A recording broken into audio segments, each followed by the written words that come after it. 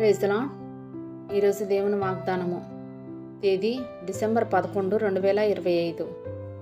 హగ్గయి గ్రంథము 2వ అధ్యాయం 19వ వచనము. కొట్లలో ధాన్యమున్నదా? ద్రాక్ష చెట్లైనను, అంజూరపు చెట్లైనను, దానిమ్మ చెట్లైనను, ఒలీవ చెట్లైనను ఫలించకపోయిన గదా. అయితే ఇది మొదలుకొని నేను మిమ్మల్ని ఆశీర్వదించేదను. ఆమేన్.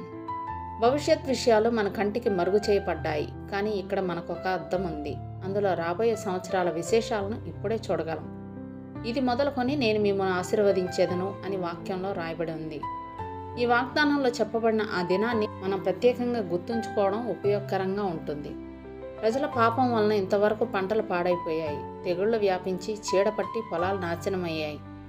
ఈ విధంగా తన శిక్షను అనుభవించిన ప్రజలు వారి పాపాలను విడిచిపెట్టి తన మాటకు విధేయత చూపించడం, తన ఆలయాన్ని నిర్మించడం చూసి ప్రభు ఇలా అంటున్నాడు, మీరు యెహోవా ఆలయానికి పునాది వేయడం ముగించారు కాబట్టి చూడండి, ఈ రోజు నుండి నేను మిమ్మల్ని ఆశీర్వదిస్తానని.